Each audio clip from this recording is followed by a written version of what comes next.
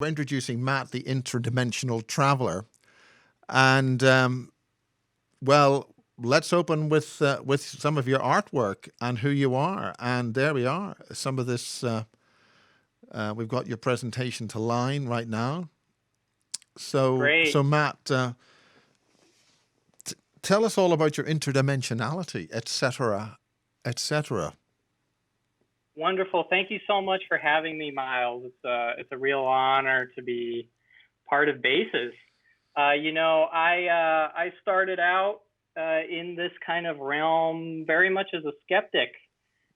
Growing up, very scientifically minded, very normal household, and then personally got into researching physics, quantum physics, and kind of the deeper you get into science and physics, you start to get into that spooky area that Einstein talks about, of these kind of unexplainable phenomena. And from there, I really felt, I want to kind of do some internal searching to find these answers. As time goes on, we start to realize, society has its own agenda. It doesn't necessarily want to just tell you the truth.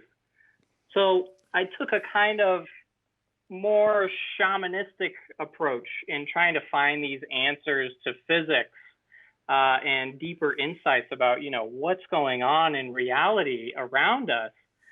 So, I sort of ended up with more than I bargained for in this pursuit. And I have to say that's a little bit like Richard Dolan. Richard Dolan is a historian, and he decided he just look at a history of the UFOs, and he's written, I think, 4 or 5 or 6 or 7 books, publishes the whole stuff on this now. So it sort of pulls you in. Oh, absolutely. It seems like the path opens up, and once you start to seek, then the answers start coming, whether you're ready or not. Whether you're ready or not. That's it. So this first image here that we've got up on the screen actually shows quite a few of the elements that you see when you are going into another dimension. I personally would use different meditation techniques. I would do sun gazing. I also began working with shamanic plant tools to be able to kind of get into these altered states. Are you talking things like ayahuasca? No? That's right. Yes, absolutely. Ayahuasca, the DMT is another one. And I found that with sort of each sacrament, you can kind of commune with the other realms in different ways. So through this kind of, I took this very seriously as a spiritual practice, and the other side could kind of recognize this. And then, so I started to receive some just really wonderful insight, ask and you shall receive. So in this first image here, things like how at the top, we see what looks like the ceiling or what looks like a wall, but yet it also appears to have a face in it. This is very much part of what happens when visiting into these other realms. Many times I wondered, am I looking at a space? Is this an individual? And the answer was yes, it's both of these things. Also, what is really remarkable in this picture is how in the distance we see like the outline of cityscapes. I've seen all kinds of these different cityscapes, spires, archways, pillars. There are these whole other cities and realities in these other dimensions that are just waiting for us to kind of rejoin and to stumble into. So this I thought was a nice image to start off with, because here we can see kind of many of the motifs. Now, the thing which strikes me is on this the immense depth of color, the amazing bright color. I mean, I've got behind me a sunny day in Wiltshire with a white horse, and that's that's the color that we could see in reality here. But this color that you've got on screen is amazing in its detail and resolution.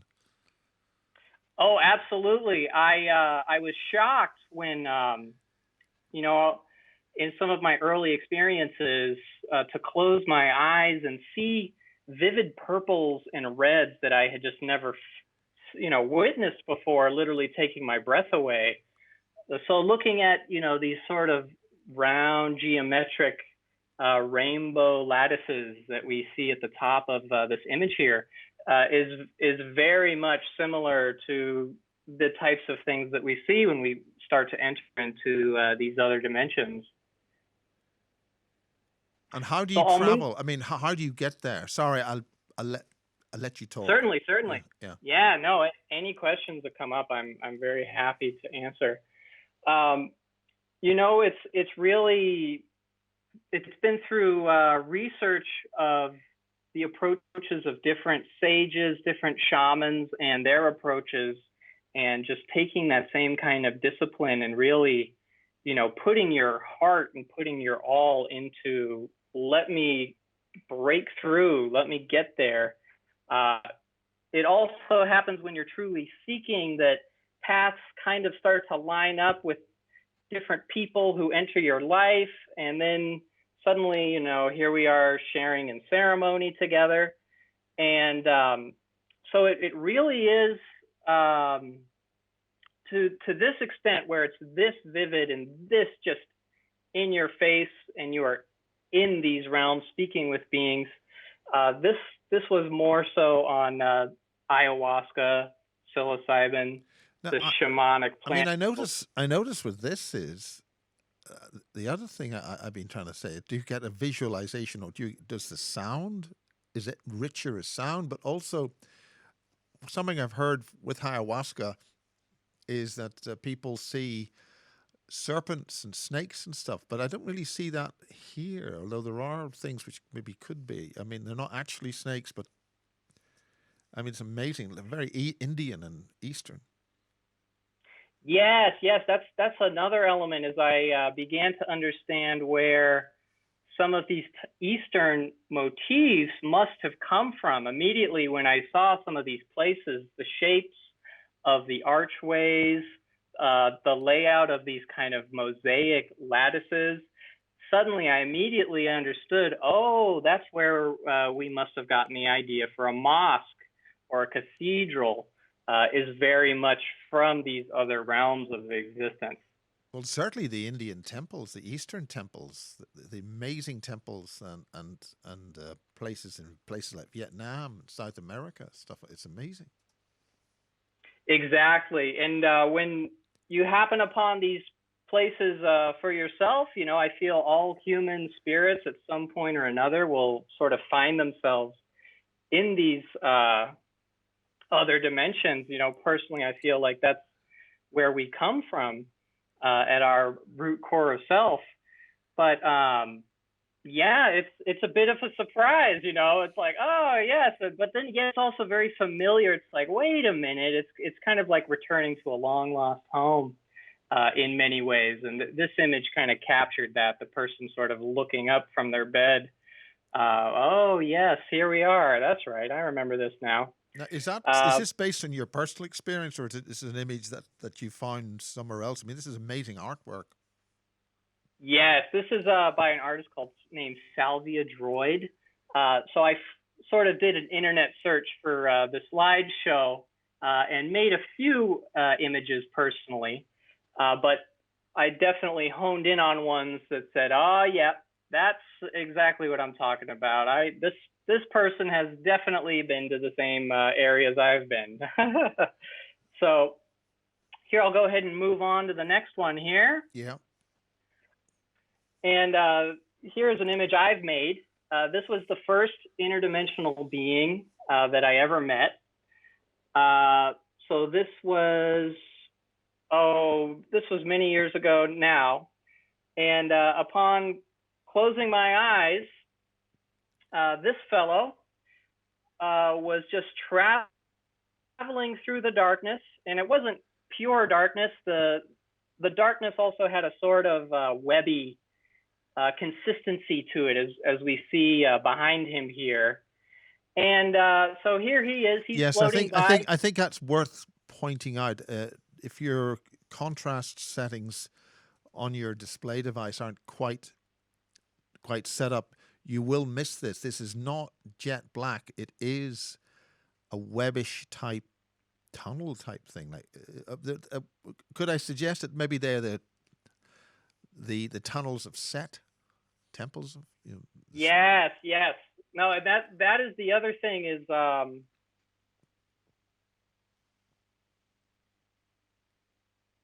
dark side of the Kabbalah. The Kabbalah. Oh, now that's interesting. We've lost it just mentioning that. We'll see if we can. We're actually frozen there. Hello? hello? Can you hear me? Yeah, we lost you on the mention of that word. Oh, uh-oh. So we'll see if we can get that back up. Yeah, okay. But yeah, so definitely the Egyptian Book of the Dead, the Tibetan Book of the Dead, Kabbalah.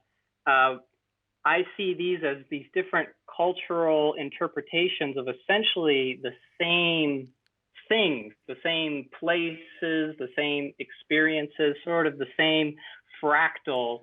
Is a great word. We'll be touching on that, this concept of the fractal. Yeah, I think many the times. previous image, I would say, was fractal-ish.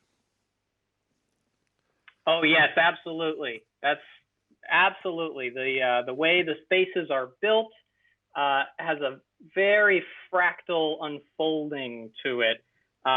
Very much the same way that a flower unfolds, or even the way that broccoli grows. You know, you sort of can't get away from it.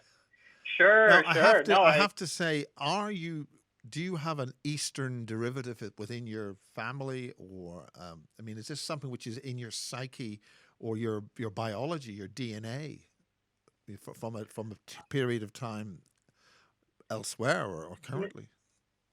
You know, in when we get to them in some of these later experiences, I actually had my genetic code scanned on several occasions, and different lifetimes had come up. And one of them was a lifetime in Tibet, in the monasteries, which was several thousand years ago, you know, and, you know, who's to say what is what, but I could feel in the core of my being that, oh yes, it starts coming back to you like a memory all of a sudden. So yes, so I it's actually like do think it's within your genetic memory. It's like it's something intricate to the so-called junk DNA that scientists talk about. It's not yes, junk; it's part of your past, which is in essence your present. right, and that is passed down through the family lines. So you get a bit of it from your mother's side, your father's side, and then including your own spirit. I believe has a impact on the genetic code itself. Sort of brings a bit of your own personal past into the mix as well.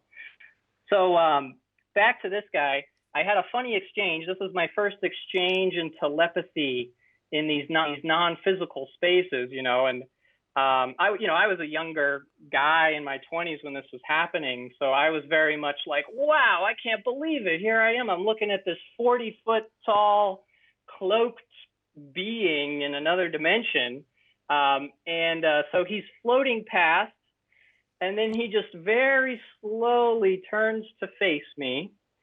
And I'm saying a he, but who knows, he or they or she.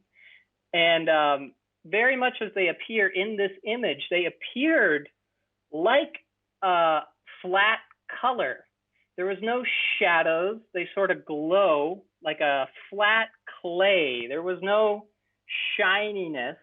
The being appeared to emit its own light, and there was no real face on this individual. There was just these two yellow, piercing almond eyes and this white, silvery shield face, kind of the shape of a shield. in the picture here, it may look like a bird's beak, Or a but this grey, was a is it the Golden Dawn? Alistair Crowley, Dal, or that entity? right, right. I think is that. I We think that's. Don't think that's correct, but he like a being, Dal or Yes, yes, definitely had the almond eyes. The head was a bit smaller. You know, I feel like there's such a plethora of these beings out there that, you know, there's, you know, how we have many different species here. There are many that are very similar to one another. So here I was, this 20-year-old kid who's just so excited to be meeting this non-human entity. I say, wow, look at you. This is so great. You know, I'm just so excited. And I asked them, you know, who are you? Right? Yeah, who are you? And their response to me was sort of like a grumble of like, you're asking me who I am? How am I supposed to answer who am I, you know, who am I, and, you know, to this stranger? So they were a little irritated by the question of me asking, who are you? You know, it was like maybe infringing a little bit or something. And they just looked back at me and they responded telepathically as a voice that just came through my consciousness. And this just worked automatically. I didn't have to try to do anything special. They just responded, well, who are you? You know, tell me who you are first. Give me an idea, and then I'll maybe reply. And I just, at the time, you know, I was just very much this loving, explorative human being. So I think at the time I said something like, I am a conduit of love. You know, I was being very, you know, flowery at the time. wow. And the being, you know, heard me say, I'm a conduit of love. And he just sort of says, okay, well, Hey, carry don't on, bother me. carry Hey, on. you know, don't bother me already. You know. Yeah, he was sort of like, you know, and then he turned around and went on with his business. Jeez, one of those new humans in the domain. What are you doing here? You know, it Yeah. was sort of a bit of a rabble rouser at the Yeah. time. Yeah. So that was my first experience with, you know, a non-human entity. It was just kind of very simple like that. And then moving forward, you asked about snakes. Oh boy, Wow. yep, sure enough, they're out there. They look sort of technological. They look sort of like Hindu repeating patterns, these kind of like astral geometries. They appear almost like they are an environment. Like I look at bodies now and think, you know, they are like a form of like interdimensional building in a way, or a manner of spirit is one way that it's put. So the Are first these time, moving? Are they living, moving beings? oh, oh yes, yes. When you are there, they are moving and living in such high definition of such vivid color that you're not used to it. It takes getting used to. The first time I came across a large serpent like this, it was this vivid neon green of such complex geometries I could not even stand to look in their direction. So the first time I came across one of these giant serpents, it didn't feel negative. It didn't feel aggressive. It felt like, all right, here we go. Here you are. And the first time this happened, it was too intense for me. I couldn't take it. So I had to actually open my eyes and hit the ejection seat because it was just, whew, you know, let's calm down here. Then later, as I became more practiced, just sort of more calm in my energy, I sort of started learning these little tricks through experience of how to protect my own energy, how to sort of set the tone for the space. The next time I came across a giant serpent, it was very much like a gatekeeper. If speaking of the Egyptian Book of the Dead earlier, there's this idea that as we, you know, travel through these different domains in the afterlife, there are gatekeepers at sort of each sector of the afterlife, if you will. So going into these other states, I have another slide later on where I met with another gatekeeper. There are these gatekeeper type entities. And what exactly do you mean by a gatekeeper? Are you talking about some kind of interdimensional portal gatekeeper or something like that? Or in what yes, way is the gate, and how do you visualize that gate to call it a gate? Right. Essentially, when you are going from one reality into another frequency of existence, into another reality, there seem to be guards at these junctures to sort of make sure, like, oh, is somebody trying to jump over the fence here that isn't supposed to be, for instance. What are these guards represented? Do you have anything on what they would be described as? I've heard others describe them as some of the characters you'd see in ancient Egypt. Yes, and they definitely have that motif of hieroglyphics, but yet it's also its own thing. I've always thought of them as gatekeepers, or when you're going through the different stages of the bardo in the Tibetan Book of the Dead, you sort of meet with these different forces to have exchanges with. So they sort of seem like, the troll under the bridge, if you will, is maybe another kind of allegorical story. But in this case, it was a giant cobra. Again, the size of these things is they are immense. I had to, you have a bit of your own physical body when you go over there. You still feel like yourself. So I had to lean back to look up at this giant snake. And so this giant astral snake, felt as though I was encroaching on their territory. I was an intruder. And so the snake poised to strike me and hit me with this telepathic scream, really, of my only desire is to destroy and consume you. It was very like, whoa, do not pass, I think I get the impression that was maybe your cue to leave. Yeah, I was like, whoops, maybe, well, I'm wandering somewhere I shouldn't be, right? So I just, sort of took a step back and said, oh, please, my apologies if I've made you uncomfortable. I am a wanderer who is exploring these domains for the first time. I'm not used to these kind of exchanges. I very much respect you and respect your space. I mean you no harm. I will only be here for a short time, and I will, go on my way. I tried to be just very courteous in my reaction and my response. And this giant astral snake was immediately receptive to that kind of vibration of my response. They picked up immediately, like, oh, okay, you're not the type of spirit I'm worried about. And in this case, he said, all right. You're only here a little while. Go ahead and take a look around. And he just settled right back in to a resting coil, and sort of went back asleep.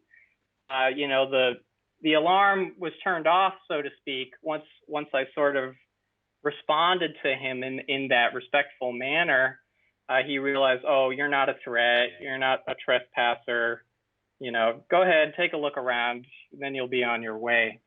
So that was a very telling experience for me in the way that we emotionally conduct ourselves. It very much has a real-time reaction as to how these interplays in these other domains occur. So if you weren't able to keep presence of mind, it may have maybe bitten you or something. I'm being very polite here. Certainly, I think if you sort of respond in an aggressive way, if you have a big spiritual head about you and you think you can step on the snake, sort of depending on your reaction, certainly if it wanted to, who knows, it could just reach out and, eat you right up. And that's something else I realized. I had sort of jumped into these experiences head first, as sort of self-initiating myself as this Western, young kid, really, still when I was starting out. So I luckily picked up on good etiquette fairly early on through trial and error. But really, many people, if they were to suddenly find themselves in these other dimensions, it can be very dangerous. I mean, So what do you I think think, based on your subsequent work, what happens if you do outstay your welcome, if that's one way of putting it? I do believe you can be caught up in these interdimensional domains. You can find yourself, sort of stuck in a place for a while and not exactly sure how to work your way out of it. So you really do need to sort of spiritually practice and develop good co-respect, good protection. You lay the ground rules of how you energetically conduct yourself. And essentially, those are the tools to sort of keep a fair ground, a fair exchange, energetic exchange, so that, you just don't get nipped up by something who's looking for an easy lunch. Just like in the jungle, essentially, it feels very much like an energetic jungle out there. Well, that seems to be nature. That seems to be the way things, But this is conjecture. So continue. Yeah. Yeah. So luckily, this worked out, and luckily I learned good spiritual practices to kind of conduct myself over there, and I'm here in one piece. Could you go through those spiritual practices? I mean, what do you mean by spiritual practices, and where did you Yes, learn the right ones, and where did you not wish to use the inappropriate ones? that that is the big question on this planet, especially. I have a great slide of kind of on that very point coming up here in a little bit, but I'll say very briefly. For me, it boils down to just spiritual basics. The simpler, the better. Things like the golden rule as like a way of energetically conducting yourself. Also in alignment with the golden rule is the golden ratio. So this sort of And way. it seems the Golden Dawn, to use a society's name. Yeah. Sure. Different organizations that have sort of gone through the same spiritual process of refinement. Absolutely. I'm not so into the labels or this sect or that sect. That becomes very kind of muddled in human society. And for me, it's precisely that kind of stuff that I would like to explore, so that people do get a better idea of what's going on, as opposed to go to the incorrect pathways. Absolutely. So we will touch on that theme again as we continue here. But that's right. We're already kind of getting into the fractal of this whole conversation, so to speak. All right. Yeah. So here is another space. I made this image kind of blinding on purpose because that's how this particular experience was. As you can kind of see in this space, it's made up of these beautiful, subtle geometries. When you are in these spaces, there is no fixed ground and no fixed ceiling. It is based on your own orientation. So you could rotate to the left and now suddenly this surface is the floor. Or you could flip upside down, and suddenly that surface is now the ceiling. So I was in this space that felt just so relaxing, so blissful, so energetic, that it felt as though nothing could get any better. I felt my body, my earthly body, was sort of left behind, and I had never experienced such relaxation. As soon as you get out of the body, it's like, oh, thank goodness. I didn't realize I had such an ache in my back, right? Until you don't have to deal with it any longer. So it was just very like, oh, wow, this is great. And the space sort of replied to me of like, oh, wow, we're so happy you enjoyed it so much. They were very pleased that I was pleased. And I was just communicating with the space itself. And I said, wow, it's so interesting to be blinded, but my eyes are closed. And the space asked me, they said, oh, what is eyes closed? What is this? We're curious. What do you mean by eyes closed? And I had to step back and think for a moment. And I realized all of my associations and thinking regarding with my body had been left back with my body. And when I was trying to remember, oh, what is eyes closed? I couldn't even remember what eyes even were. I was so gone from that aspect of myself. I had to respond and say, you know what? I actually cannot even remember what eyes closed even is.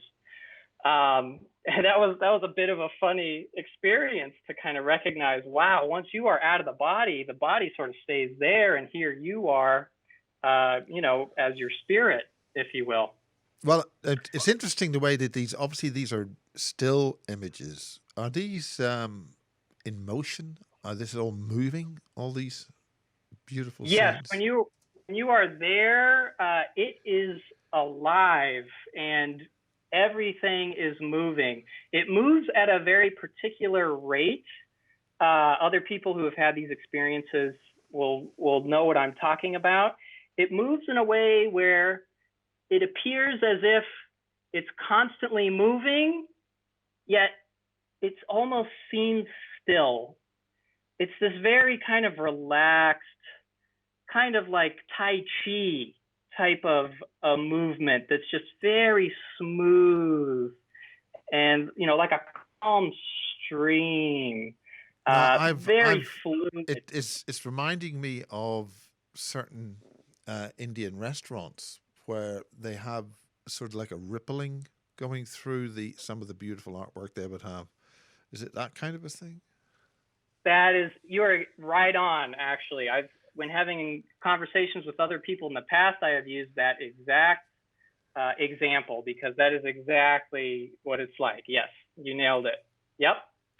So while I was in this space, just feeling great, like, wow, I'm feeling amazing. I thought, man, this is so great. This is so beautiful. How could anything go wrong?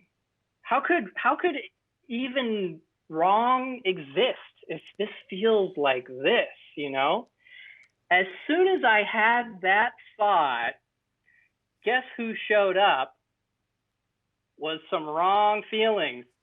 So all of a sudden, here I am. I'm in this beautiful place. I have the thought, man, can anything even go wrong?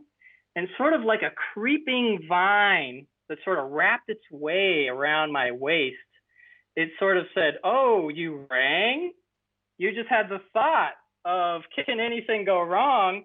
Hey, here I am. You just opened up that wavelength frequency and invited me here. And it appeared as this dark alien neon jungle substance that sort of crept its way around me. And I could feel the physical sensation of, being touched.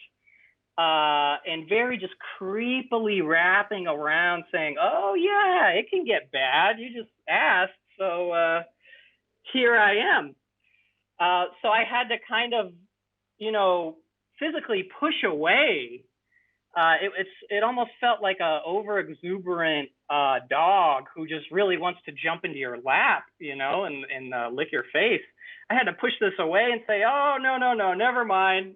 Actually, I Yeah. was just fine over here. Actually, I mean, is it possible to mention some of the artists that this work is from? Yes, actually, I have that list, and I will give that to you. We could put that in the description. I don't have it here on the screen right now, but we'll put those links for people to look at them. These are some of the best of the best. This is Absolutely. fantastic. I mean, it's amazing. It's amazing artwork happening here. Oh yes, I was so pleased when looking for visual examples that, oh wow, this is really right on. It's also a nice affirmation for myself to see, oh man, other people have been there too. Absolutely. So in this experience from here of like, wow, it was, nirvana, enlightenment, just pure light and just amazing. As soon as I had that thought of, oh, could it even be bad? The thought itself opened up that passageway for something not so great, to sort of show up. So that was another. So how did you feel? How did you get your wisdom? How did you have mental or thought discipline? Is this how you were trained? How you were taught on how to do that? It was very much based on direct experience. So in this case, it became immediately apparent to me as this was happening. Oh, because I just had that thought, I just brought in this frequency, and it made me just realize, oh, this is part of navigating these realms. What we think is part of how we navigate these spaces. The emotions that are coming through us is part of the joystick, if you will, of moving around in these spaces. So it made me realize, man, we've got such a nice buffer back home on Earth in the physical body. It's a bit spongy. It gives you this buffer between your thoughts and reality. These spaces, there is no buffer between your thoughts and reality. It is instant. It is this thought, this thing, real time. That was another thing to get used to, with our world and our technology, we have to wait for a web page to load. We have to wait for the paint to dry. We're used to this time between things happening. In these spaces, things are happening instantaneously. And it's so real time that you have to kind of catch yourself. And it's like, okay, I see. It helped me realize, okay, I see where the bar is to help me know how to better navigate these kind of experiences. Yeah. And also the realization of, it's very much similar back here on Earth. Our thoughts, our emotions also navigate how we go through life. There's just much more of a physical buffer in that process. But over here, that buffer is not there. It is real time. So you're able to learn from these experiences. Is something that you're able to build up on. I mean, how many times did you go through this to be able to learn as such? Yes, it was really notable experiences, a few dozen, and what was very magical is really the word that comes to mind. What was magical about this process is that it happened in stages. So I would learn something at this stage. The next time I would go, that learning was very important. which helped me to learn something else, which then the next time came into account to help me to learn something else. It was as though the development in my consciousness was also determining what this next experience was going to be. And this is another thing we see mirrored in life. As we learn certain things, one thing leads to another, and we realize, oh, I needed these experiences to be ready for these later experiences. So it's been a very magical, synchronistic type of a experience. It's fantastic.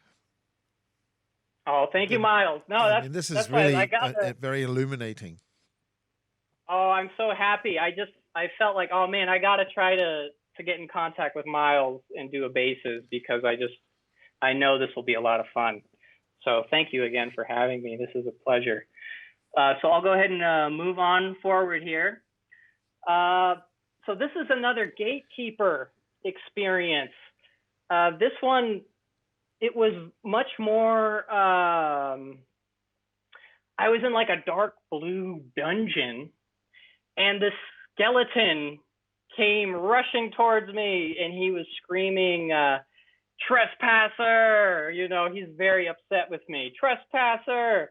And the whole space was putting on this very cold, very rigid sort of, the space had a very aggressive demeanor of like, you're not supposed to be here. What are you doing here? Send out the skeleton knight to get him out of here. You know, that was sort of what was going on here. And, you know, again, I'm like a younger guy. I kind of like Metallica and stuff like that. So I'm just thinking like, whoa, dude, look at this. This is like heavy metal, man. Is this actually from an album of some kind, or part of the artwork for an album? This piece here I found, it's I think actually from a role-playing game. So I kind of fused a few images together here just to create this visual example. But this was very much how it felt in the space, was like, trespasser, get out of here. And I was like, wow, look at this like heavy metal, like armored skeleton that's like alive, and you know, I think it's Roman and sort of Greek and Roman. Yes, actually, that's why I went with this one, because it did have a kind of Greek Roman vibe to the look of the armor. And I'm just thinking, wow, this is so cool. Look at how cool this is. This is happening right now. And the skeleton couldn't help but laugh. And all of a sudden, because I had this demeanor of like, wow, this is so cool. Look at this other dimension, this like heavy metal skeleton. Yeah, comedy Rasta almost. Rastafarian, no? Yes, he immediately, with the laughter, he immediately transformed from this very shill, very spiky, aggressive soldier skeleton. He immediately transformed before my eyes into a colorful rainbow Day of the Dead style skeleton who's just joyful and laughing. And the dungeon space just lit up into this golden light. And then all of a sudden there's all these little critters who are kind of hiding in the shadow, and they just jumped in and they start dancing. These silly little fuzzy things were like dancing in circles. There was a whole line of, you know, at the car dealerships, when they've got those, they send the air up through those tubes, and they look like these wild sort of swaying tubes in the air. They're, you know, like 20 feet tall. There was all these swaying tube creatures that sort of joined the party. And just like that, based on my demeanor of just being like, whoa, this is awesome. Wow, how cool. This is really cool to be here with you. That energy was like a spark that just changed the whole atmosphere, again, just so quickly. And then, you know, suddenly the party just started. Now we're just having a good time. So yeah, this was another one of these examples of, you know, what you bring energetically determines so much. This is Yeah. amazing. So, all right. Yeah. Yeah. I know. Okay. I Well, we've got quite a few to go through. It's interesting if we could move on a little bit. yeah. But Let's keep going. in Let's your keep own going. time. Yeah. Oh, this is Right on. Right on. flames.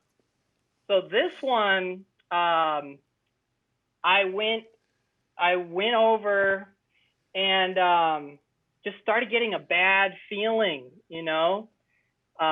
started feeling like, oh, I need to be more responsible in life.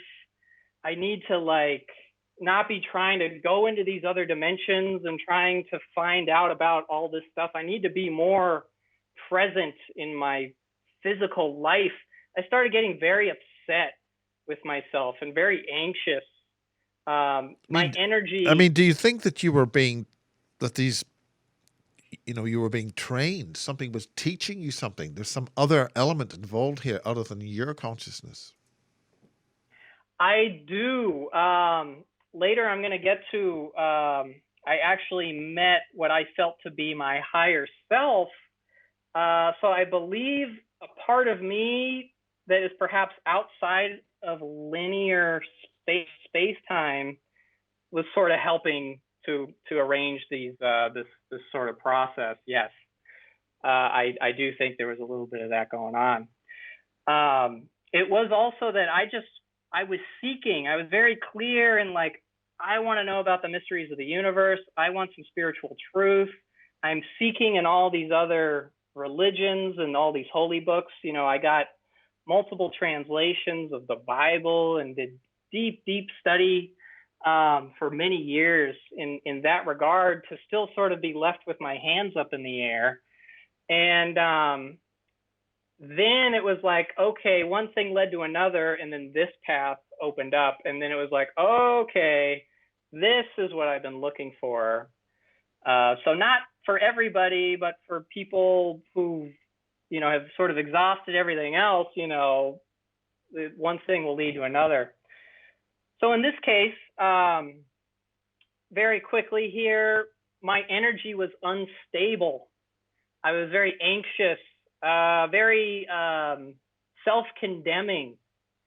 And that energy signature was so unstable that it was trying to grab onto some solid ground, but the energy had nothing to hold on to.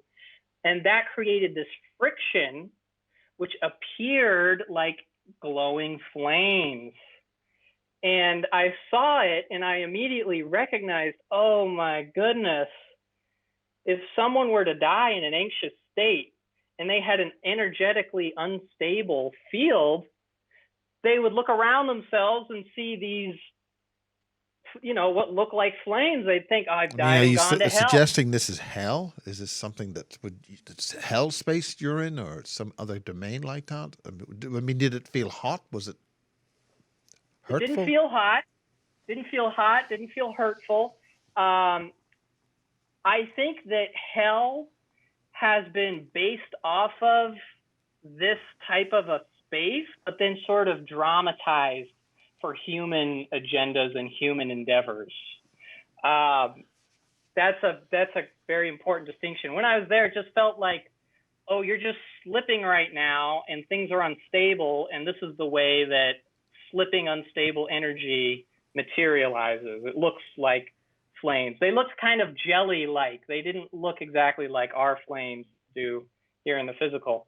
So what I did here is I was like, well, great. Here I am. I was already very upset with myself. So this actually wasn't bothering me too much. I did have that realization though of like, oh, no wonder, the stories of hell and, feeling badly and that kind of a thing. It made sense to me, like where it came from. So I just sort of floated over to a spot that had less friction going on. And you can just intuitively float around, you look over there and all of a sudden you're moving over there. There's nothing to it when you're there. So I sort of go over to this place that has less friction going on. And I think, all right, let me just take a deep breath and calm down. And before I even finished the thought, everything leveled out into these perfectly smooth blue rings.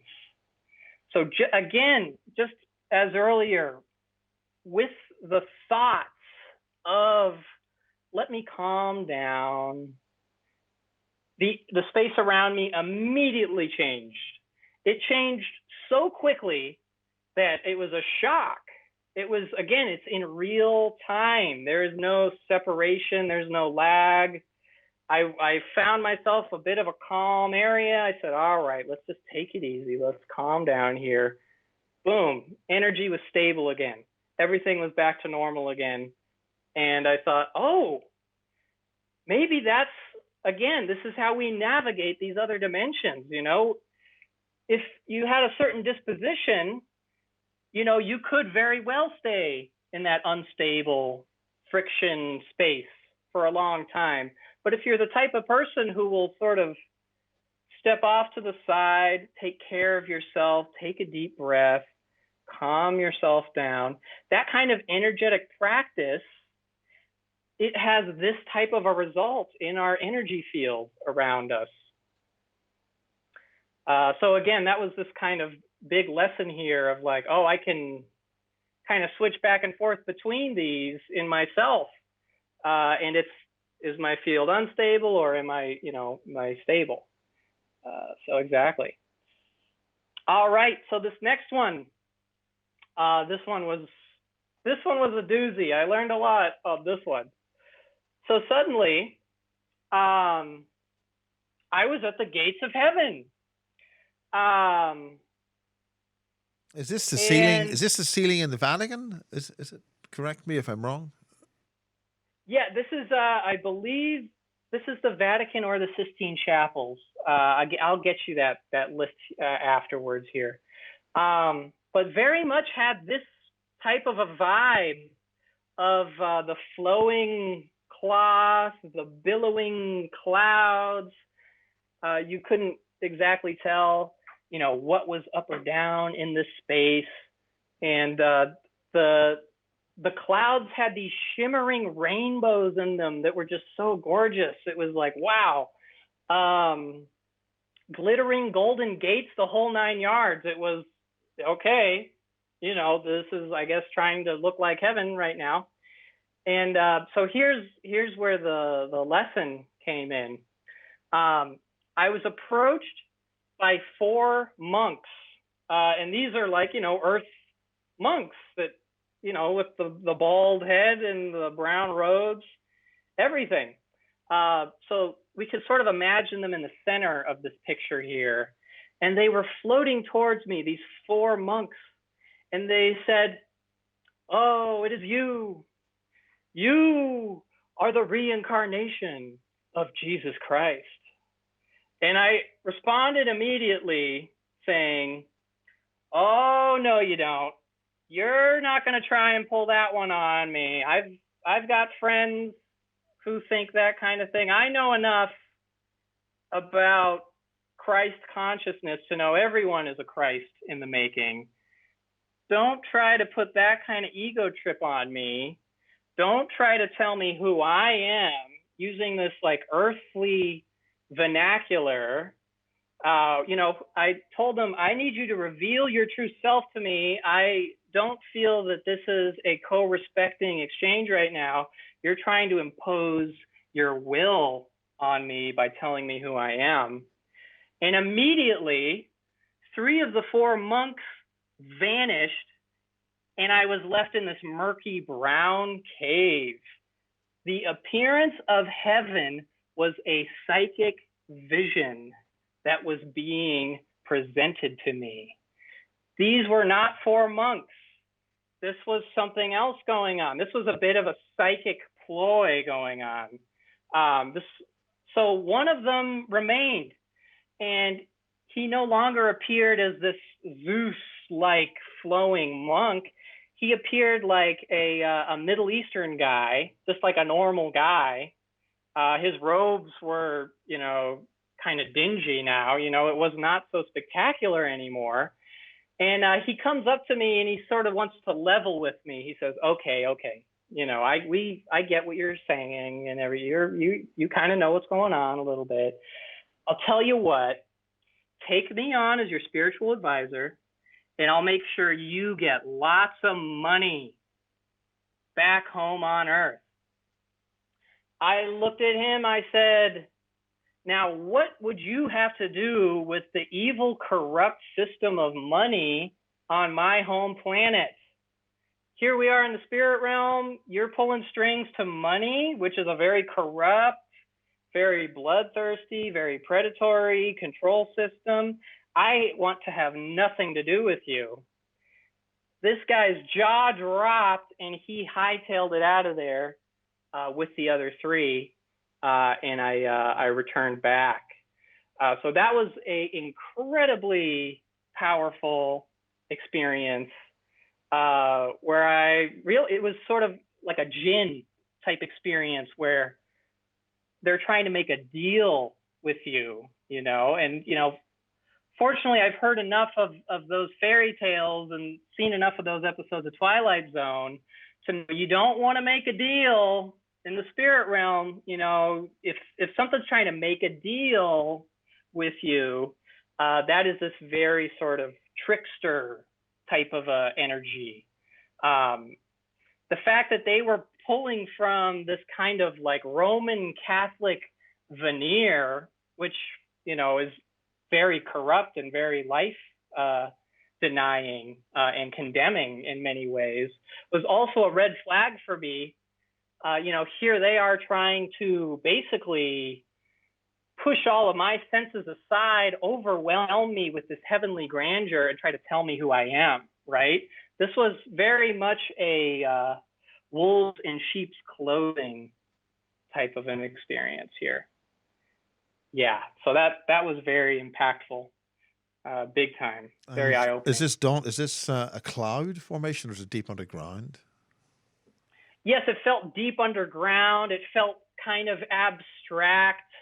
It essentially went from this holy, beautiful, sparkling clear heaven to a murky, brown, just space. So these beings had psychically controlled my perspective and what I was seeing. So that is, again, that's something you gotta, kind of watch out for. What I've learned to sort of disseminate and discern in these experiences is to check motive. Is there any room for ulterior motive? Are they trying to impose like such spectacular grandeur on me that I'm not able to think straight or to ask questions? These become the type of tools that we use when we're navigating this energetic jungle out there. What is the motive? Reveal your true form. I need acknowledged co-respect. I need to be able to ask questions and get clarifications. If they're trying to say, oh, we don't have time for that, here, come over here, look at this amazing thing over here, you can start to feel that they're trying to encroach on your free will. So that is really, again, one of these kind of solid foundations I found that I could work from through a variety of these types of experiences. Yeah. So moving on. Yes. Now we got. I hear, see nothing, and speak no evil. Yes, this the three monkeys, except the three greys. Yes, right. I thought that was pretty clever. This one was pretty good. I actually went with this image. Yeah, I think we've actually done an hour now, just to let you know.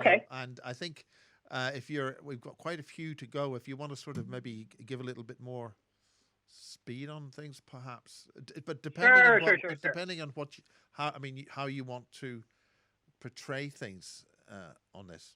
Certainly. I'll go a little bit more quickly through these ones. Certainly. Thanks for that heads up. Yeah. So this image, I went with this image because this is what this gray alien looked like. It looked real, yet it also looked a bit like a flat cartoon. Again, everything is emanating its own light. This was a very nasty being. The first thing it says to me. How did that portray itself? How did you feel that? Oh, it felt. How do you get these? How do you get these feelings of emotion? How does that communicate to you? Because I mean, you are. especially, I mean, you had this huge snake and things, which some people would be scared completely of, but it was just protecting its own realm, so to speak. But how do you Right. get how do you get this emotion of nastiness that you talked about? It is. Your emotions are extremely sensitive. When you get a bad feeling up your spine, like, uh-oh, I got a bad feeling about this. That feeling was more overwhelming than I'd ever felt in my life when this entity entered my energetic field. We have good tingles, like, oh, that our hair stands on end from something just so beautiful and wonderful. And I Or we'll notice get that. again, you've got a background to this. It's as if you're in the temples, the tunnels of Set. Yes, these subtle backgrounds of these types of neon meshes that have their own kind of activity going on is very much part of the space and part of the experience. Yes, so in this case, I got a very bad feeling. This was quickly confirmed when the first thing this being telepathically communicated to me was, it had this kind of attitude too, like, why do you want to be good on planet Earth? Like, kind of scoffing at me, like, planet Earth isn't for being good. Ugh, like, how could you? So I replied, I said, oh, is this are you trying to say this is like a hell world? Is this some kind of a place you're supposed to go and be bad? And he says, no, it's not hell. Hell was sort of silly to this being. And then he jokes with me. He says, hell is my job of keeping things the way that they are in the world. That's hell, I'll tell you that. And I was sort of like, well, that sucks to be you. Sorry about that. I gotta get out of here. And it got kind of upset with me for being sort of like dismissive and not vibing with it. So unfortunately, this being proceeded to psychically torture me for what felt like quite a long time. By the end of it, I reached a space. Interestingly enough, this being shape shifted into a Roman soldier, which it's interesting to see these kind of motifs come up. Long story short, I was, by the end of it, like, you're just so desperate. You're an energetic parasite. No matter what you do to me, it's not going to change who I am. I hope you find your own peace somehow, because this just honestly seems like a miserable existence for yourself. That this is just how you have to operate on a day-to-day basis. You weren't kidding. It really is hell to live that way. This made that being very upset, and they sort of threw me away, like, I'm so done with you, just, that was the end of that one. And at the end of it, there was a golden being who met me and said, now you can be free. When you're able to face those type of entities in that way, the way that you did, that is a key to freedom. Sent me on my merry way. So that was also another very telling experience. This one, I had the honor and privilege to be in the presence of the spirit of the earth. She was so dignified and poised, to be in her presence was just so humbling, and like how you feel towards your mom. I could only see the silhouette of her. She kind of knew I was sort of sneaking through a back gate. So she didn't want to fully reveal herself to me, but she still was like, well, I'll share a few words with you since you're in the neighborhood, kind of an attitude. And, I told her all of the things I see that could be good for our world and the ways I want to try to, get this kind of knowledge out there into the world and things like that. And she gave me her approval. She said, yes, that sounds all well and good. Just remember the importance of reducing suffering in the world. These higher ideals of exploring, the other realities and all this kind of stuff is very nice, but remember to stay grounded down to earth as your physical being where you are, and to help me reduce suffering in the world. That was her motherly advice to me, to kind of remember that's kind of the big important thing. And I think the next one's like a Buddha. Is it some kind of? Yes. So this was the earth, and then later I had the honor to meet with the sun, and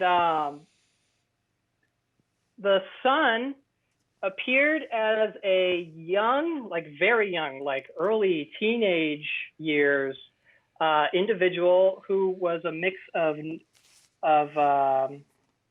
Native American and Indian in their facial features, and clothed in this beautiful robe of sunlight on a throne of sunlight, radiating sunlight. And very much in this image where we have these beings, there were griffins, there were lions, there were eagles, there were demons. Are they demonic on the outside? No, they don't look. They don't. Not, some not of them don't one. look too nice, with spears and all sorts of things. This not exactly like this image. This was sort of as close as I could find. But this, when I was there and it was happening, this felt like sort of the sun's home, his throne that he lived on. I mean, this is obviously a representation of an actual art form, or this. I mean, do you know the title of this work? This is actually a sculpture that I found that you can actually buy for your yard. This is like some home decor. I mean, we're obviously using artwork here, which has been designed for other things, but you're conveying a meaning to this. So moving on to the other one that's next. Could you? Yeah, I'll quickly say when I met with the sun, he helped to remove a interdimensional piece of black glass that had been embedded into my forehead from a previous experience. He was very upset that had gotten there. He said, that's not part of the deal. That's not supposed to happen to my Earth children. He let me know, it's hard to get a word in edgewise because your thoughts are so busy all the time. Remember to clear your mind so I can get through to you more easily and don't have these blockades between us. And when he left, he told me, never forget how much I love every particle of your being and how much I love every single human and everything that I shine down upon the earth. I just have so much love for you. Don't ever forget it. And I felt that through my body, like, wow, it was a very touching, incredible exchange. So it was such an honor to get to meet the earth and the sun in these ways. This next one is I met with a being that looked exactly like me. We had the same face, which is a funny experience. You can imagine just meeting someone who has your exact face, right? And this was a very golden red and yellow space, and they sort of parted these curtains. It seemed as though they were sort of stepping away from a gathering to kind of meet me on the patio for a moment. before they then just stepped back into what they were doing. It was a very impromptu, quick type of exchange. So he made a joke like, "Funny seeing you here." You know, he kind of knew like I was up to a little bit of mischief. And he told me, "Thank you for doing everything you're doing in the material realm of existence. Because if you weren't down there doing that work, I couldn't be here doing what I'm doing." And he was very grateful to me for this. So, and this made me understand, oh, we probably have these different vibrational expressions of ourselves and these different realities, and we all have our own set of our day-to-day lives, and one does this here and one does that there, so that not a single being is trying to do it all. So while I had the chance, I was like, hey, you know, these other dimensions are so nice and well kept and put together. You know, why don't you guys just step on through to Earth and just help fix things? And his response is like, you know, we come through you, yeah, our earthly persona, as much as we can get through to the material world. We can't stop what we're doing and just come in there, because if you do that kind of thing, then you're not evolving. You're getting used to others coming in and doing things, doing your evolution for you. That won't stick. So they told me, I respect you and your abilities so much that I would never interfere with your life and with your evolution in that manner. That is just beyond disrespectful. To step in and try to fix, you know, do evolution for someone is ridiculous. So I was like, okay, you know, and my last question to my higher self was, you know, but what about all this bad stuff, you know, the suffering that's just horrible, and these horrible things and this injustices in the world? What, you know, what do we have to say about that? You know, I felt like this is my chance, right? And his response was sort of like, well, you know, this is a work in progress, admittedly. It is unfortunate when that kind of stuff happens, and that, you know, goes to show you the importance of just making life the best you can make it, and protecting your energy and removing desperation and reducing suffering. That's why these things are so important. These bad things do happen. He had the tone of like, you know, there's no real good answer for that stuff, I'm sorry to say. When you have dense realities like the one you're in that have so many expressions at the same time, there's just always going to be a mess. It's just messy business. There's unfortunately no way around it. So just keep doing the best you can. And, you know, fortunately, love gets through to where you are. That's the best help of all, is to be able to have access to love. So that was like, all right, you know, again, I was feeling like I was getting that spiritual sustenance that I had always been looking for, and had the chance to actually ask these questions and receive some form of an answer. So moving on. This was a library type of a space, and I met 3 tall beings who wore a sort of Spanish tile tunics. They wore funny sombrero hats that had a very fat brim. And they're like, oh, wow, look who just popped in. This is pretty interesting. And they immediately tried to figure out where I came from and when I came from. And one of them told the other one, oh, you know, he's like the Beatles. And I was immediately surprised. I was like, the Beatles? You guys know the Beatles? And they said, oh, yeah, of course we know the Beatles. Everybody knows the Beatles, you know? So before they even mentioned like, oh, you're from planet Earth, their association was like, oh, yeah, you know, like the Beatles, right? So they associated me with the music that they knew of Earth, rather than the planet, which I thought was just so funny that they brought up the Beatles. And then the other one said, no, he's not from that era. He's more like Hollywood celebrities, that kind of a thing.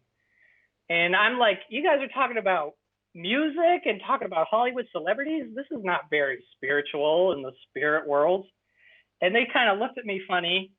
And they said, that's the kind of stuff that's echoing off your planet for everyone to see. They were surprised with me that I was surprised. This was common knowledge to them. They were very interested in how I was taking our telepathic communication and then turning it into language to talk to myself. They thought you're sort of adding this extra step. It's not just us consciously telepathically communicating. You're turning these all into words that you're internally kind of communicating to yourself. Can we investigate this a little bit deeper? And I was like, sure, yeah, you can take a look at what I'm doing. And all of a sudden in the space, the alphabet showed up, A through Z, in like this clay, this soft clay. We had the uppercase A, lowercase a, uppercase B, lowercase b. Everything was a different primary color. It was sort of fantastic to just see it all sort of spring to life. And we started with A, and the whole space filled up with like these A vibrations.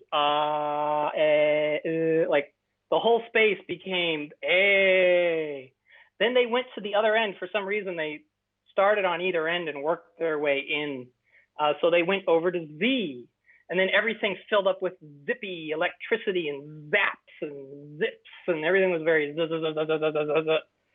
And then we went to B, and B was very bubble. The whole place just bubbled up with bubbles that kind of looked like the shape of bees. And then they caught on. They said, oh, we get it. We get what you're doing here. You're taking these different vibratory expressions, giving them a form, and then putting them together to communicate to yourself. So they were very interested in this kind of like physical language making that I was doing internally. So to wrap this one up, another one mentioned how much they respect the earthly precipitation system, and they admired the way the water washes in, goes into the clouds, and rains down onto the trees. They said that's a very sophisticated and very rare type of an ecosystem that's very admired. And last, I have to say, you also said something which called Unseen Dimensions. Is that your work? Yes, that is a series of journals that I created, and we will leave links to that in the description as well. Yeah. So that's all of these stories with more detail and even more stories. And yeah, just kind of a collection of thoughts and, just considering all this stuff. Yeah. So that's a fun thing. It's a freebie. It's a free PDF I just put out there. It's sort of a type of book I always wished I could have come across when I was spiritually seeking, and I wanted to put out into the world. And that's available from that's available from Amazon, isn't it? Yes, I did put.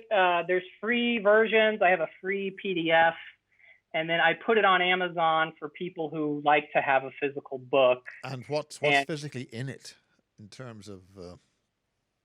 Oh, it's words. It's all written words. It's just more in-depth tellings of these stories and more stories and just reflections on the world after having all of these experiences. Yeah, so happy to share that for those who are interested. Well, let's speeding on with the graphics. Yep, absolutely. I'll quickly say the last thing one of them said here was, I really respect everything you guys are doing on the earth, the growth, the evolution you're doing there, but personally, I could not embody there. That is just too much for me to handle. It was a bit like a movie that was just too intense for that individual, which also I thought was quite interesting. Right. Moving on. This was a throne room experience where I met what felt like a diva, or as they call the Watchers. She had light blue skin. She was human. That's another thing I should mention, was the surprise of seeing all these humans everywhere. These were non-Earth humans. So our form definitely does not originate here. We are sort of a physical version of a model. Well, the humans are fairly diverse. Can you describe any different types? Their skin color was different. The shape of their heads would differ. Some of them seemed to be made of like a liquid, where their head actually flowed up into the ceiling, and it would sort of move with them as they would move around. But the two arms, the torso, the two legs was a very consistent form I came across again and again. Also, beings wearing robes. I saw lots of beings wearing robes. They would be only different in that they'd have a little shoulder piece. It appeared very spacey and like something I'd never seen before, but the rest of the outfit was very like a robe we'd see the Greeks wearing.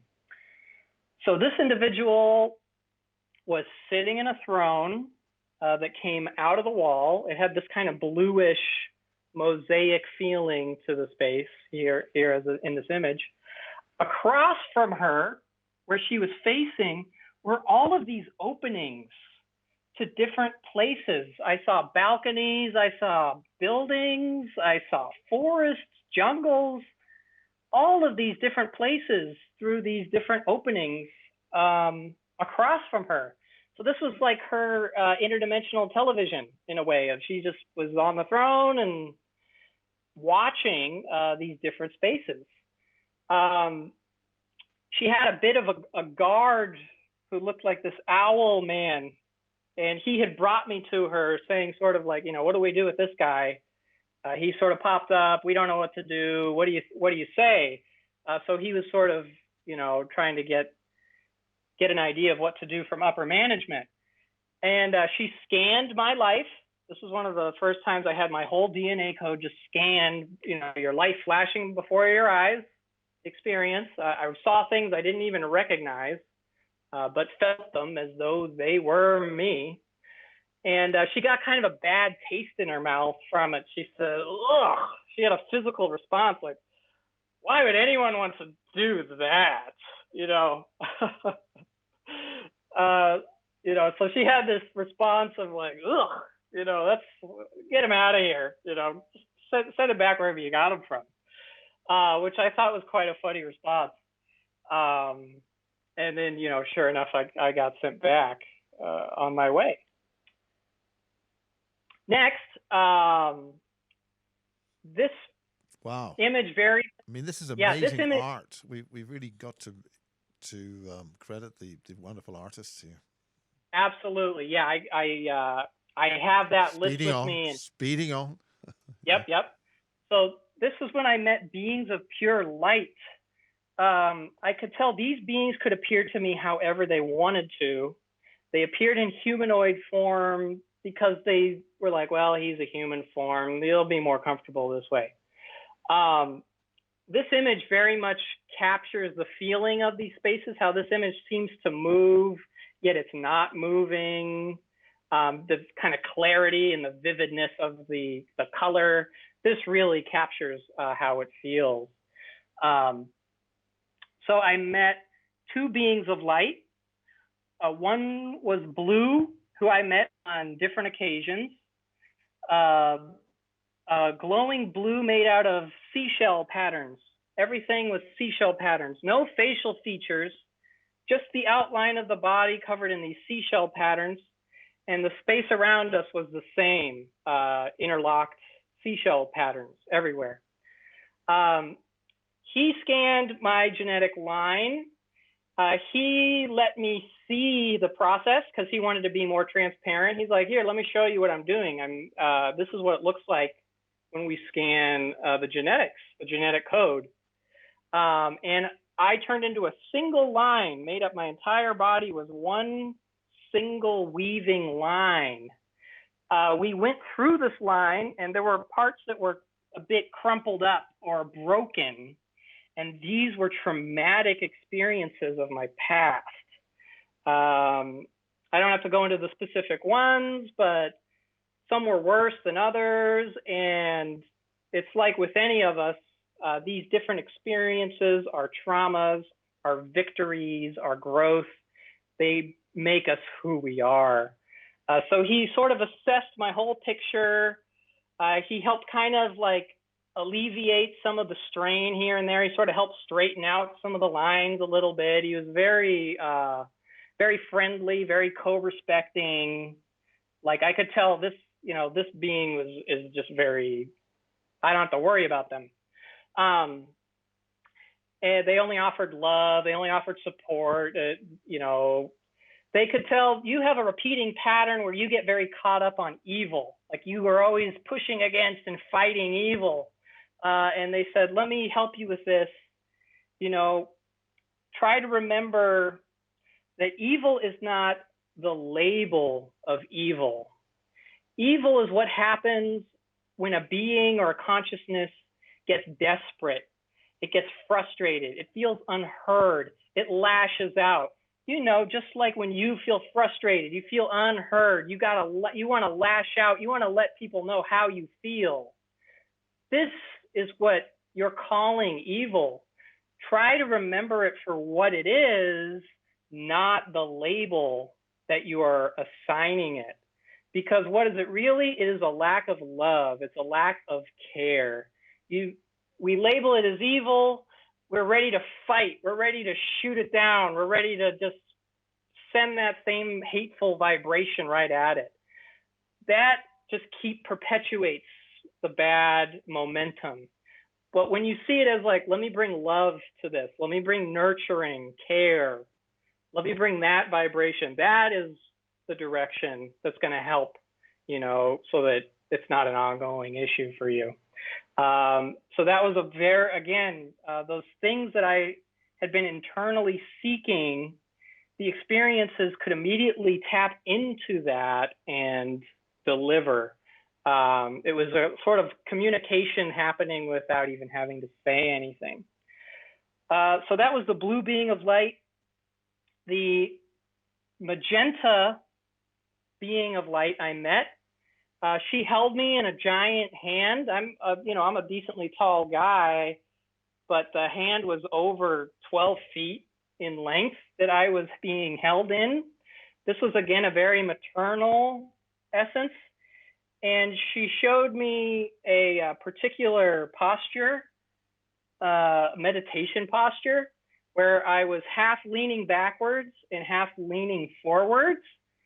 And she was saying, in this spot where you're both frontwards and backwards, that is where you can have an energetic balance.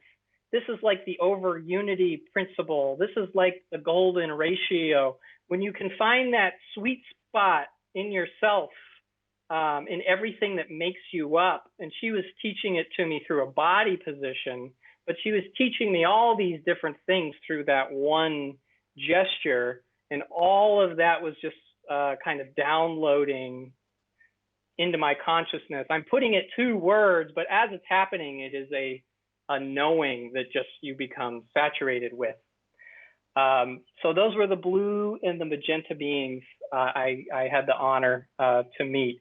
They told me, we don't know all the answers either. We are also seeking a higher source from which we come from. And it really does appear that this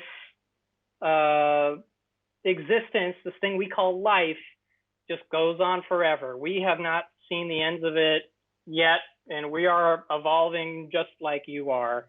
And it was in that humble nature and that co-respect that they showed me just right from the start that I could feel secure in communing with them and I felt comfortable, and it was very much a co-respecting experience with these beings of light. So that was a very powerful experience. Here I've got a video, and I'll just play this. I always wondered about, the beginnings of the universe, and this experience was shown to me of these rings, these gray rings. And I'll just very quickly say, they told me these rings represent a paradox in time. Through paradoxes in time, you can expand empty space that never existed before. Once that space is created through the paradox in time, you can then plant the energy seed that is a universe. And these rings went faster and faster, just like this. And then from the center came this brilliant light in the shape of a seed. And that was our universe of light. And it had these kind of interference patterns in between happening there. So that was that experience. They were tapping into how, like, oh, you like quantum physics, you like that kind of stuff. Well, here, we'll tell you an exciting one. Part of the Big Bang is that there is a paradox in time, an intentionally created paradox of time to kind of loop things on itself and to become self-created. And I was like, whoa, again, I'm like, that's awesome, just very excited. All right. So yeah, that's it for the experiences. And now just getting into some sort of putting it into like thoughts and ideas to kind of to take something home with us, so to speak. Right. So that's about it for just the experiences that I had the visual representations for. And here's a chart that I've made kind of considering the dimensions, based off of my experiences and also just having been interested in the subject matter for so long. People talk about, oh, it's the fifth dimension, it's the sixth dimension, but really applying a number to these different realms of reality, it's a bit arbitrary. I don't think we can say definitively this is the 10th dimension or this is the 11th dimension.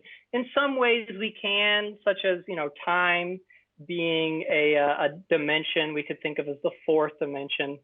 But as we start to get less and less dense out there into these other realities, it becomes a bit of a gray area. So I made this chart here just as a way to kind of consider these different dimensions. Personally, from my experience, it seems that they are different realms of density and different realms of consciousness, such as when I met those beings of light, the vibration was just so enlightened and so pure and loving. That felt like, what could have been the sixth or seventh dimension, really. So this chart here is intended to show how there's kind of a connection of themes between these different vibrations. We see similar patterns in the way that light waves operate, in the way that the color spectrum operates, the way that time and physics behaves, all are sort of leaving us these little fractal clues as to what these other dimensions are all about.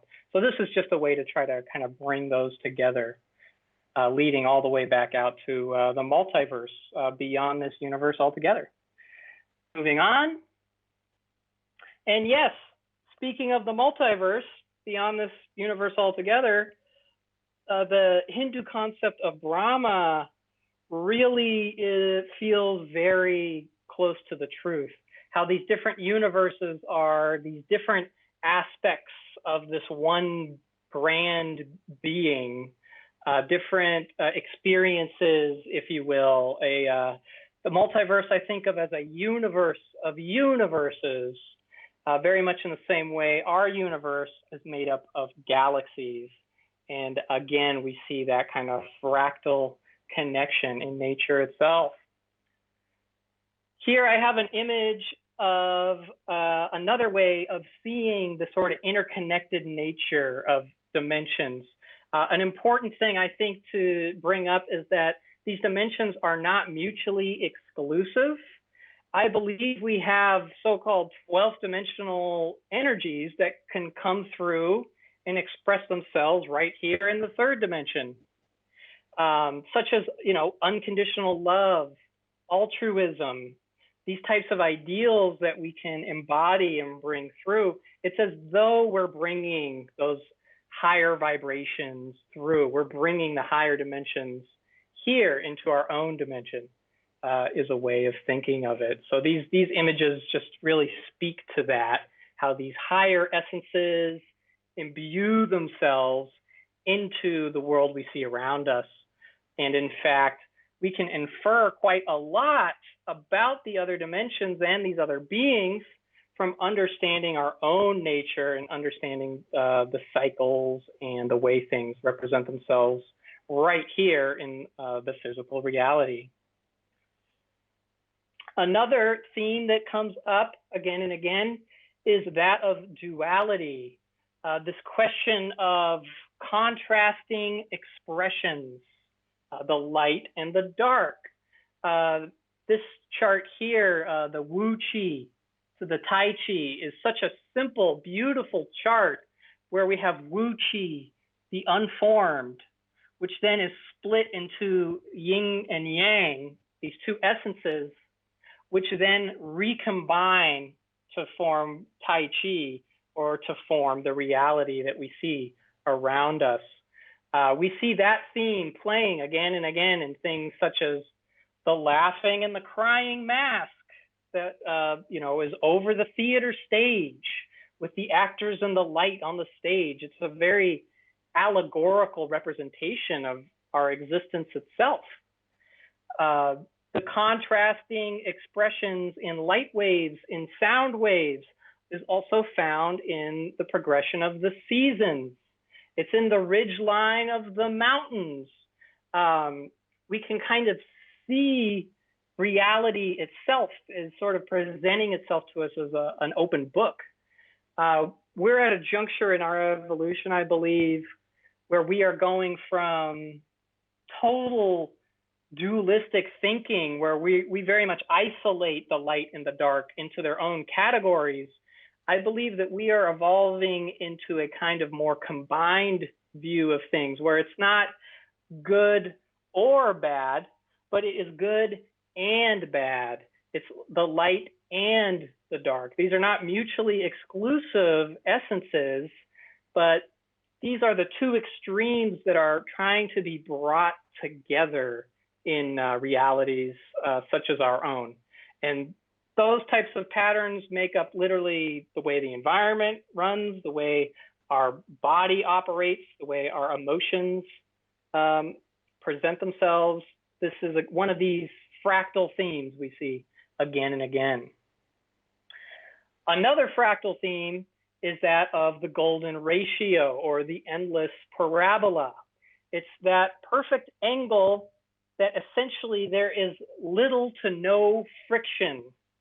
This is why the planets orbit the way that they do. This is why the galaxies spiral the way that they do. It's the same reason that atoms are orbiting and constructed the way that they are. This is the most efficient momentum, relative momentum. That's why the planets orbit the way they do. There's no other way to do it. Otherwise, you are wasting energy, that you are adding additional friction. So this principle goes further than simply physics. It also seeps into emotional interplays.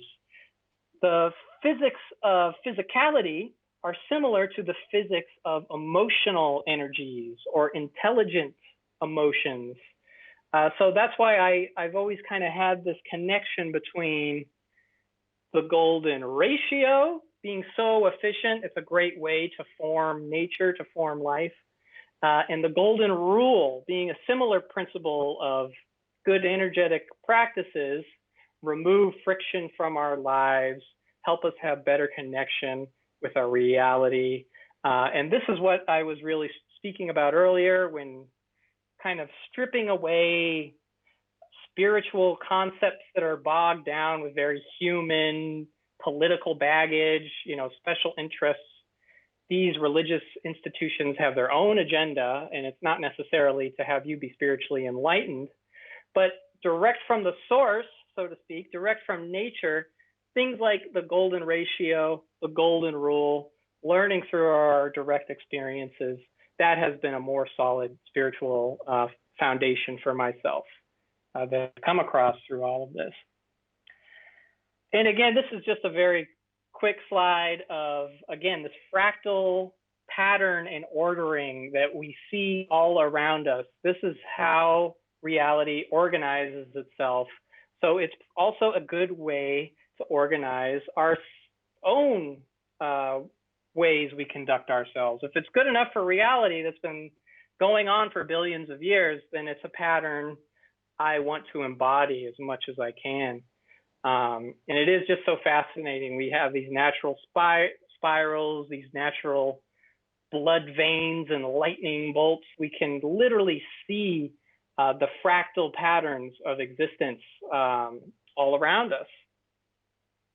And again, it's echoes of that source, that originating source, whatever that may be, that we can see echoes of it, we can see fingerprints of it in the fractal of existence all around us. So getting down to the last few slides here, where we sort of end up in the modern era, through this kind of fractal view, this interdimensional view of reality, if we look back at recent history, we can see the ebb and flow of these patterns that has resulted in modern day humanity. We have these themes of war, themes of command and conquer patriarchy. We have super diseases which rear their ugly head every now and then, every few hundred years.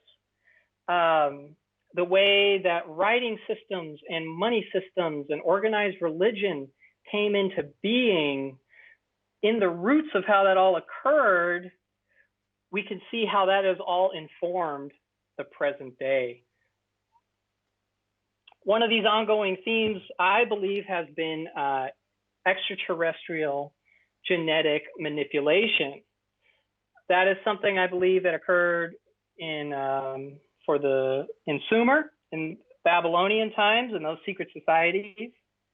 The Egyptians also had this happening. And these genetic manipulators also installed these empire models at the same time, making man in their image, so to speak. So personally, I feel humanity should have been left alone. I don't think ET genetic manipulation has been positive. No one asked our permission. It feels very forceful. It feels very like interrupting our evolution. I do not believe we were made to be slaves to mine for gold. I think that is cosmic propaganda. I think the only reason an ET race would mingle with genetics is if they're trying to fix their own genetics. To mine for gold is just, that's what you would tell the species you're invading. We're your gods, form your civilizations in a way we can easily control. We'll assign our pawns to be the king and the queen, and we will now harness all of your genetic material and your emotional energies for our own civilization. So I feel this has been an ongoing theme that is something we have to learn from and work through to regain our human sovereignty. Yeah. And one last quick point is I feel the destiny is not for us to become more like the machine, more like the empire, but through this interbreeding, I believe that we will bring nature to the machine. We will humanize the empire. So little did those ET overlords know that by genetically mingling with us, that this would be their very undoing of that type of a dominion campaign. That's my own take on that situation.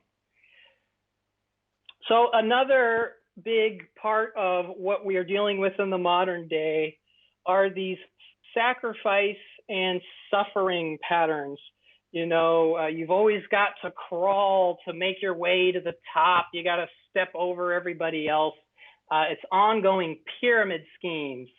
The violence, the wars, this is like a feast of energy for unsavory forces. So I believe that the crucifixion of the Christ is actually a big condemnation on humanity. It's an allegory of where we are. They've taken Christ consciousness, nailed it to a cross, and kept it as an ongoing sacrifice. Instead of listening to, spiritual teachings like the Buddha or like Christ had, instead we're constantly worshiping and groveling the human sacrifice. And that is not a life-affirming vibration.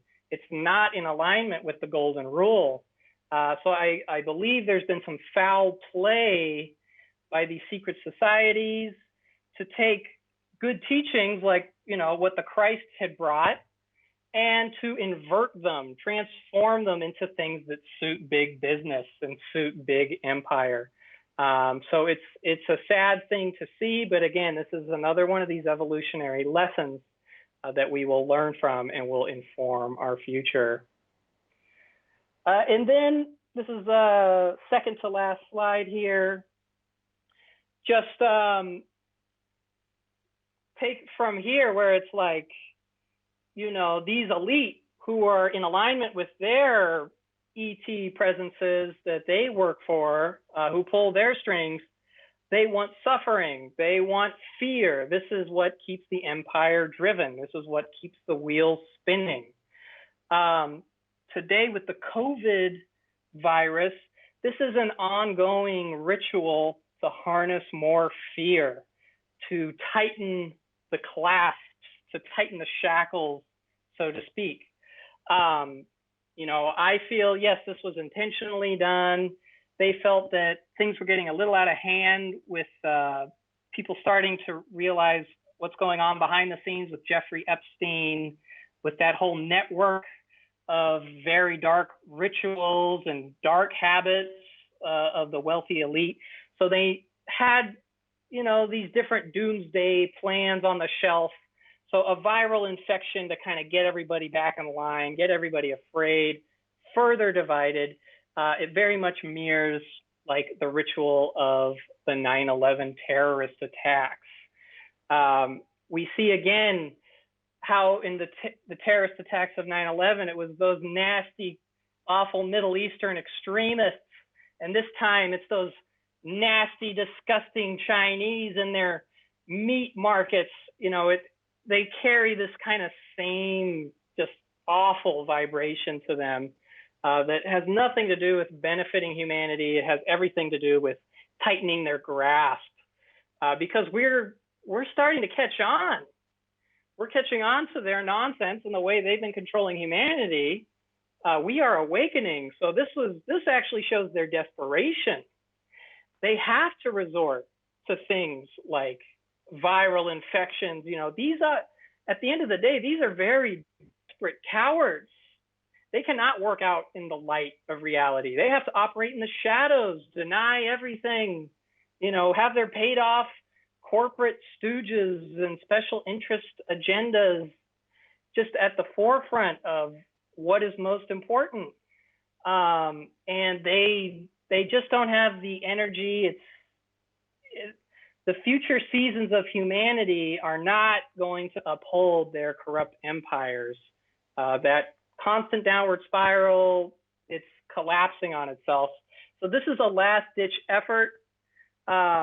I've been very happy to see the positive things coming out of this, such as the nice notes people are leaving on sidewalks. The environment has gotten a bit of a breather. And I do believe this is going to be it's going to backfire on the global elite and open the door for positive changes. So very exciting times that we're living in right now. And this is the last slide, this destined future for humanity where we unify, we're not at war anymore, we're not in these cycles of profiting from endless special interest wars. That is going to become a relic of our barbaric past. It may take quite some time, whether it's 10 years, 100 years, or more in the future. That is determined by, fluctuating variables. It's determined how we live our lives on a personal level, not trying everything we can to support one another and not support these corrupt empires, in how we spend our money, the type of food that we consume. Where does our food come from? Is it processed corporate crap, or is it something we grow in our yard? We can do so much, and all of those little changes make a difference in the grand scheme of things.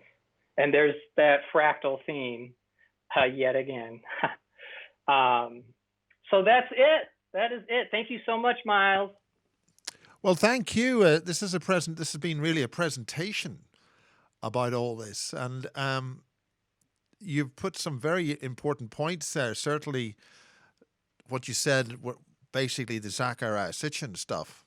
ET changes us, and they're all on command, where we ourselves should be grasping and taking the earth for ourselves. The ownership seems to be changing at this time.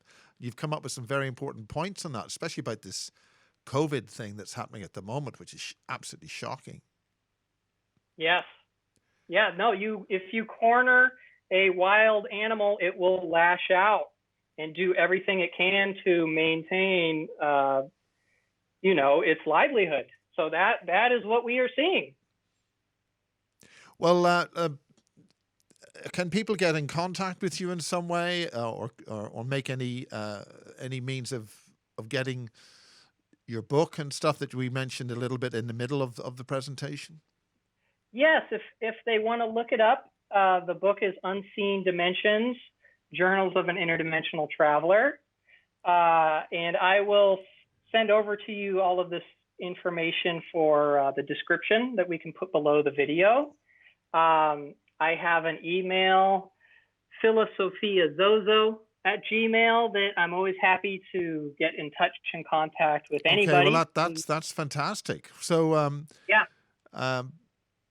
this is essentially a basis lecture presentation, and it's been wonderful to have you deliver your personal experiences and also give some insights into the current situation, where, for the record, where on the 30th of April 2020, during the COVID lockdown and what Bill Gates has described as pandemic number 1. He said that yesterday, apparently. So we can expect pandemic number 2 and number 3 and number 4. And I noticed that you've given some, these things come in cycles. And if we become aware and alert and assert our own freedoms, we can bring ourselves to this beautiful world that you show in the final slide. So thanks very much for your presentation, and I think we can, with any final word on this. Just thank you so much. Just so much gratitude to you and to the listeners out there. Our destiny is for things to work out. The sun and the earth wouldn't have done all of this if it wasn't worthwhile. So evolution has its bumps in the road, just as we have our bumps in the roads in our own lives. But sometimes it's those bumps in the roads that shake us awake and bring us to who we truly are. And yeah, that's what we're seeing Wow. happening day to day. So Thank thank you. you, Miles. And we'll see you on the other side of Orion. See you there.